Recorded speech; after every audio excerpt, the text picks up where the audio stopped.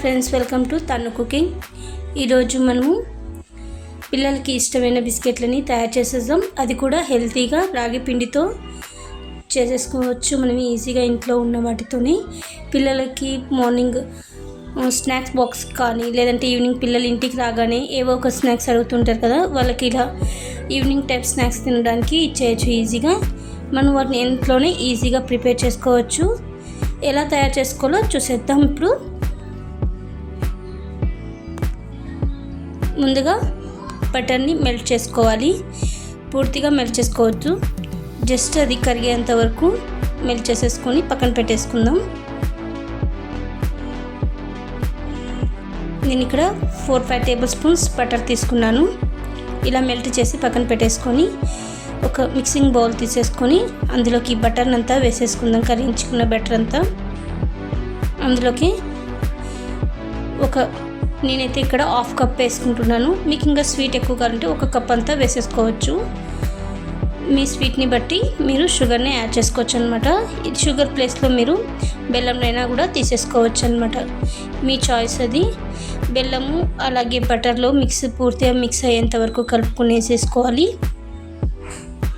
ఒకటే డైరెక్షన్లోనే తిప్పేసుకోవాలి. Butter mix అయిన తర్వాత ఇప్పుడు రాగిపిండి 1 కప్పు, అలాగే 1 కప్ మైదా కానీ లేదా గోధుమపిండి, నేనైతే ఇక్కడ గోధుమపిండి తీసేసుకున్నా. అలాగే బేకింగ్ పౌడర్ 1/2 టేబుల్ స్పూన్ వేసేసుకొని బాగా మిక్స్ అయ్యే వరకు కలిపేసుకుందాం. మొత్తం అంతా బటరు మనం వేసిన రాగిపిండి గోధుమపిండి కూడా పూర్తిగా మిక్స్ అవ్వాలన్నమాట. పూర్తిగా మిక్స్ అయ్యేంత వరకు మనం కలిపేసుకుందాం.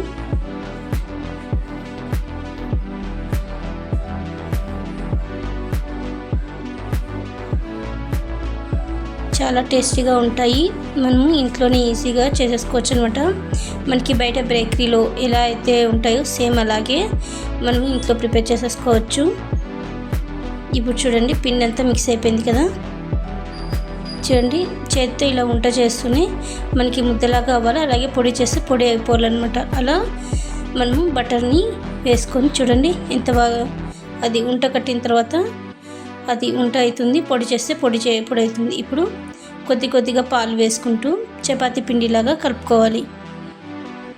పాలన్నీ ఒకేసారి వేసేసుకోకూడదు, కొద్దిగా చూసుకుంటూ మనము పాలు వేసుకోవాలి. నాకైతే ఇక్కడ 1 కప్ వరకు పాలు అయితే పట్టాయి.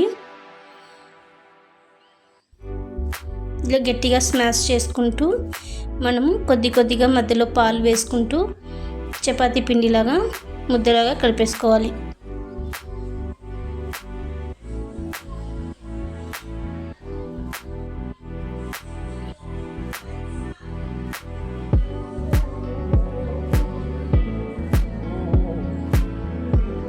ఇప్పుడు ఈ పిండిని ఒక 15 నిమిషాలు పక్కన పెట్టేసుకొని మూత మూసేసి 15 నిమిషాలు పక్క పెట్టేసుకుందాము. ఇప్పుడు మనం బిస్కెట్లని తయారు చేసుకుంటున్నాం కదా. ముందుగా మనము ఒక పెనం తీసుకొని ఆ పెనంలో మీ దగ్గర ఇసుక ఉంటే ఇసుక అయినా హీట్ చేసుకోవచ్చు, లేదంటే నైస్ ఉప్పు ఉంటుంది కదా, ఆ నైస్ ఉప్పుని ఒక 1/2 kg వరకు తీసేసుకుని ఇట్లా పెనంలో అంతా వేసేసి స్ప్రెడ్ చేసేసి ఒక స్టాండ్ పెట్టేసుకొని హీట్ చేసుకోవాలి. ఫస్ట్ హై ఫ్లేమ్లో పెట్టేసి హీట్ చేసుకోవాలి. అది హీట్ అయ్యే లోపల మనము ఇప్పుడు మనం బిస్కెట్ని ఏ దాంట్లో అయితే బేక్ చేస్తున్నామో ఆ ప్లేట్కి అంతా బటర్ అంతా బ్రష్ చేసేసుకొని పొడిపిండి ఉంటుంది కదా, గోధుమపిండి కానీ మైదా పిండి కానీ మొత్తం చల్లేసుకొని ఎక్స్ట్రా పిండినంతా పక్కకి తీసేసుకుందాం. మొత్తం నీట్గా గ్రీస్ చేసుకోవాలి. మొత్తం ప్లేట్ అంతా పట్టించేసుకోవాలి. ఇప్పుడు కొద్దిగా పిండి వేసేసుకొని ఎక్స్ట్రా పిండి అంతా పక్కకు తీసేసుకోవాలి.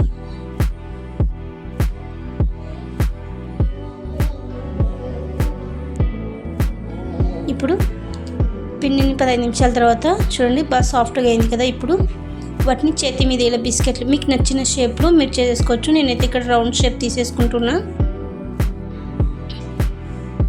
మొత్తం అన్ని బిస్కెట్ లాగా మీకు ఎలా అయితే మీకు ఏ షేప్ కావాలంటే ఆ షేప్ చేసుకోవచ్చు. నేనైతే ఇక్కడ రౌండ్ చేసేసి మొత్తం అన్ని ఆ ప్లేట్లో పెట్టేసుకుంటున్నాను.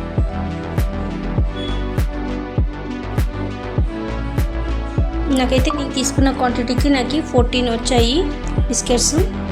2 ప్లేట్లకి పెట్టేశాను అనమాట. ఇప్పుడు ఉప్పు అంతా బాగా పెనం హీట్ అయింది కదా. ఇప్పుడు ఆ ప్లేట్ని మనము కడాయిలో పెట్టేసేసి మంటనంతా లో ఫ్లేమ్లో పెట్టేయాలి. హై ఫ్లేమ్లో పెడితే మాడిపోతాయి బిస్కెట్స్ అన్నీ. లో ఫ్లేమ్లోనే పెట్టుకొని 20 minutes to 30 minutes పడుతుంది మనకి ఇవి బేక్ అవ్వడానికి. ఒకవేళ మీ దగ్గర ఓవెన్ ఉన్నట్లయితే 180 degrees మధ్యలో ఒక 15 minutes కానీ 10 minutes పెట్టుకుంటే మనకి బేక్ అయిపోతాయి.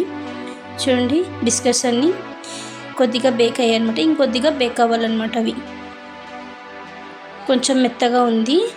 సో అందుకనేసి ఇంకొక 10 minutes పెట్టేసుకున్నా. ఇప్పటికి 20 minutes అయింది. చూడండి డివైడ్ అవుతున్నది. కానీ ఇంకొంచెం బేక్ అయితే చాలా టేస్టీగా క్రిస్పీగా వస్తాయి. బేక్ అయిపోయిన వాటన్నిటిని అవి పూర్తిగా చల్లారనివ్వాలి. చల్లారిన తర్వాతనే మనము స్టోర్ చేసుకోవడానికి వీలుంటుంది. వేడి మీదనే స్టోర్ చేసుకుంటే బిస్కెట్స్ అన్నీ మనకి మెత్తగా అయిపోతాయి. క్రంచీనెస్ అనేది రాదనమాట. ఎంతో టేస్టీగా ఉండే, హెల్తీగా, పిల్లలకు ఇష్టంగా, కలర్ఫుల్గా ఉంటుంది రాగి బిస్కెట్లు తయారైపోయింది. మీరు కూడా మీ ఇంట్లో ట్రై చేసి మీ పిల్లలకి తప్పకుండా చేసి పెట్టండి. Please subscribe my channel.